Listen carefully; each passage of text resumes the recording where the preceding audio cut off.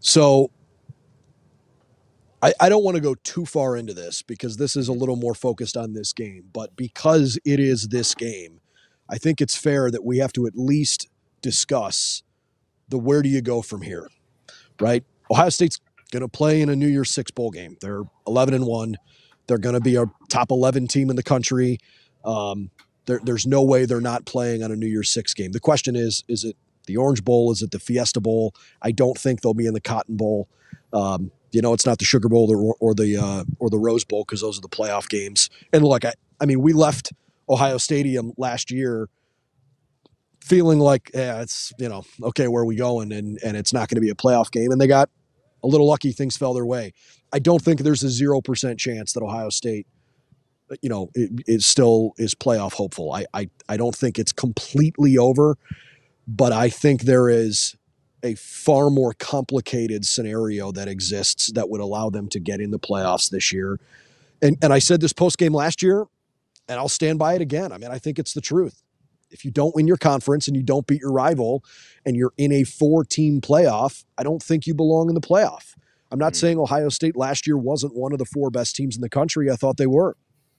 But, I don't want to get too philosophical. I think it's stupid that we have a 4-team playoff when you had 5 Power 5 conferences in the first place. It's just dumb. You're not rewarding conference champions like you do in every other sport at every other level of the NCAA.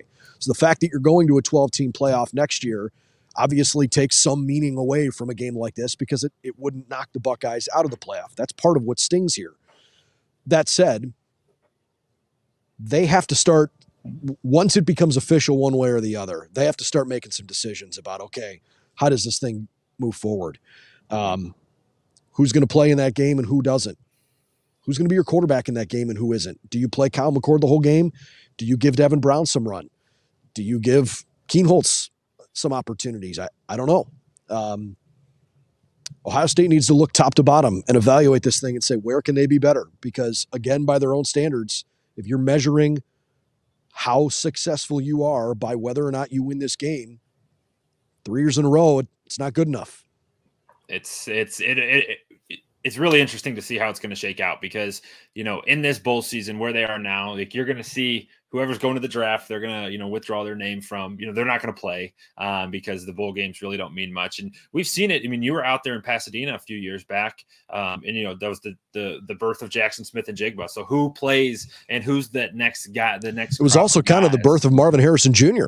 Yeah. I mean, right? It was, absolutely. And, who's it going to be? That's, you kind of turn the page almost if you aren't in the playoff. And like, I agree with you. I think the chances are very, very, very slim, but I think there is still a chance. But if you're not in the playoff, what's it going to look like next year? We got to start getting, you kind of turn the page. You have to start getting some of the young guys in, get them going, get them playing, get them practicing, more importantly, and start continuing to grow this program and try to reload and be in a better position next year.